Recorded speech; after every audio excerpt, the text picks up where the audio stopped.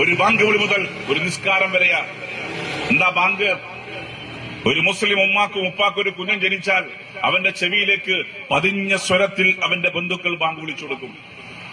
നിസ്കാരം അവന്റെ ജീവിതം പൂർത്തിയായാൽ, അവൻ മരിച്ചാൽ അവന് വേണ്ടി മറ്റുള്ളവർ നമസ്കരിക്കുന്ന ജനാസ നമസ്കാരം, അതാണ് ജീവിതം എന്നത്. ഒരു ബാങ്ക് വിളി മുതൽ നിസ്കാരം വരെ. ഈ കാലയളവിൽ നീ നന്മ ചെയ്യണം, ഈ കാലയളവിൽ നീ തിന്മ ചെയ്യാൻ പാടില്ല. പരിശുദ്ധ ഖുർആൻ മുസ്ലിങ്ങളെ പഠിപ്പിക്കുന്നു. നീ ചെയ്യുന്ന ഓരോ കാര്യങ്ങൾക്കും നീ മറുപടി പറയേണ്ടി വരും. ഖബറിലെത്തിയാൽ നിന്നെ ചോദ്യം ചെയ്യാൻ മുൻകർ നക്കീർ, നീ നടത്തുന്ന പ്രവർത്തനങ്ങൾ രേഖപ്പെടുത്താൻ റഖീബ് അതീദ്, മലക്കുകൾ, മാലാഖമാർ. ഇതല്ലേ ഖുർആൻ പഠിപ്പിക്കുന്നത്? കള്ളം പറയാൻ പാടില്ല. നന്മ രേഖപ്പെടുത്താനും തിന്മ രേഖപ്പെടുത്താനും മലക്കുകൾ. റഖീബ് നന്മ രേഖപ്പെടുത്തും, അതീദ് തിന്മ രേഖപ്പെടുത്തും. നിന്റെ തിന്മയും നന്മയും എല്ലാം അവസാനം വിശകലനം ചെയ്താണ് നിനക്ക് സ്വർഗം വേണോ നരകം വേണോ എന്ന് തീരുമാനിക്കപ്പെടുന്നത്. തെരഞ്ഞെടുപ്പിൽ ജയിക്കാൻ കള്ളം പറയുന്ന പാർട്ടിയെ ലീഗ് മാറി. എന്താ പ്രചരിപ്പിക്കുന്ന? ഒരു കള്ളം പിണറായി വിജയൻ SIR കൊണ്ടുവന്നു. ഇതല്ലേ പറയുന്നത്? SIR പിണറായി കൊണ്ടുവന്നല്ലേ? SIR-ഉം പിണറായിയും തമ്മിൽ എന്തു ബന്ധം? സ്പെഷ്യൽ ഇന്റൻസീവ് റിവിഷൻ, തീവ്ര വോട്ടർ പട്ടിക പരിശോധന. ആ തീവ്ര വോട്ടർ പട്ടിക പരിശോധനയ്ക്കെതിരെ ഇന്ത്യയിൽ 3 സംസ്ഥാനങ്ങളുടെ കേസിന് പോയത്.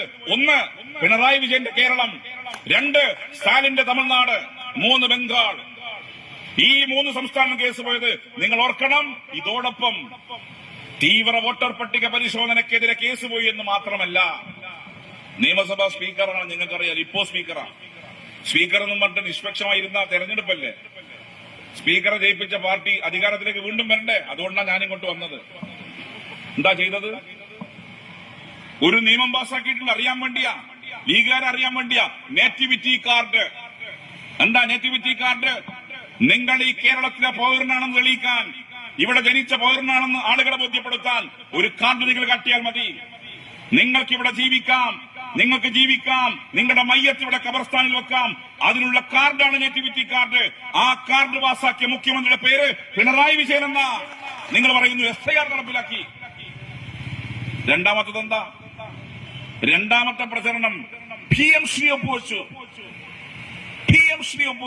എന്താ PMC? Prime ministers school for rising India. എന്താ അത്? വിദ്യാഭ്യാസ സ്ഥാപനങ്ങളുടെ ഉന്നമനത്തിന് വേണ്ടി കേന്ദ്ര സർക്കാർ നൽകുന്ന കാശാണ്. ഞങ്ങളെടുത്ത് വാങ്ങിക്കാൻ പലപ്പോഴും കേന്ദ്രം ആവശ്യപ്പെട്ടു, ഞങ്ങൾ വഴങ്ങിയില്ല. അവരന്നേരം ആവശ്യപ്പെട്ടത് സിലബസ് കൂടി നിങ്ങൾ തീരുമാനിക്കണം, ഞങ്ങൾ തീരുമാനിക്കും. സിലബസ് കൂടി തീരുമാനിക്കുന്ന അധികാരം കേന്ദ്രത്തിനാണ്. ഞങ്ങൾ വഴങ്ങിയില്ല. ഒടുവിൽ ഏറെ കാലത്തെ സമ്മർദ്ദത്തിന്